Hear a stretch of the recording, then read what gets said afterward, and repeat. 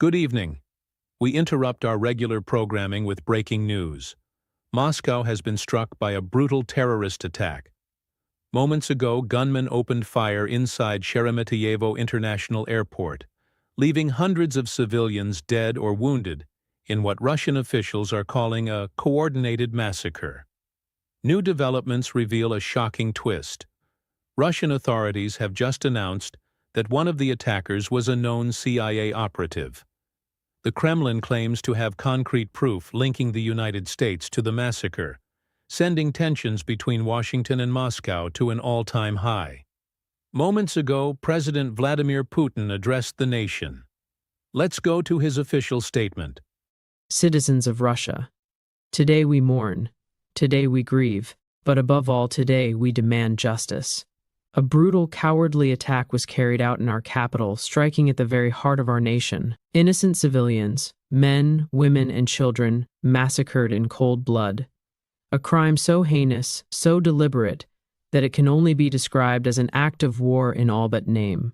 In the aftermath of this attack, our security services acted swiftly, and what we have uncovered is undeniable proof that one of the terrorists was an agent of the United States Central Intelligence Agency. To the Russian people, I say this: we are not naive. We have seen how Washington operates. We have seen how they create conflicts, fund chaos, and then point fingers at others. But today, the mask has slipped. The world sees what we have always known. They do not seek peace, they seek control. Let me be clear, Russia will not be intimidated. We will not be provoked into reckless action, but we will not let this go unanswered. Those responsible, whether they hide behind diplomatic immunity or in secret meetings in Washington, will face consequences. We demand a full and immediate explanation from the United States government. We demand that those responsible are held accountable, not with empty words, but with real action. We demand an emergency session of the United Nations Security Council, and we will take every necessary step to ensure the security of our people, politically, economically, and militarily speaking. To the leaders of NATO, I say this: Russia is patient, but our patience is not infinite. If you believe you can push and provoke without consequence, you are making a grave mistake. If you believe Russia will allow foreign agents to operate with impunity on our soil, you do not understand us at all. We will protect our homeland, we will defend our people, and we will not forget this act of aggression. To the people of Russia, stay strong. We have endured worse, and we have always prevailed. Those who wish to see us divided, weakened, afraid, they will fail. And those who believe Russia will simply bow to foreign threats, they will regret it. We do not seek war, but we will never allow others to bring war to us. This is my promise to you. Glory to Russia.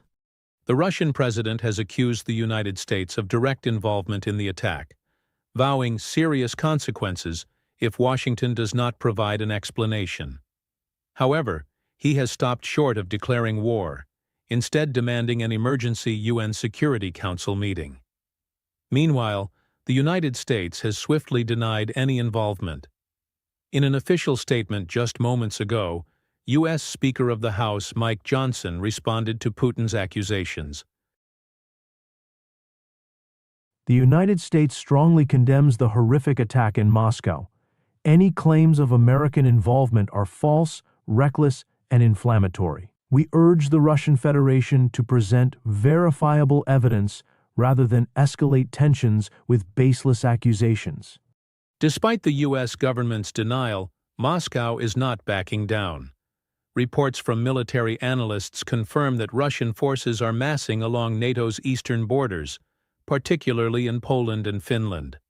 With tensions at their highest since the Cold War, world leaders are scrambling to prevent the situation from spiraling into a full-scale confrontation. This crisis is far from over. Coming up after the break, we take a deeper look at the economic fallout as global oil markets plummet in response to rising instability in Russia and the Middle East, and how will the U.S. be affected by the temporal satellite outage after Elon Musk's NASA buyout? Stay with us.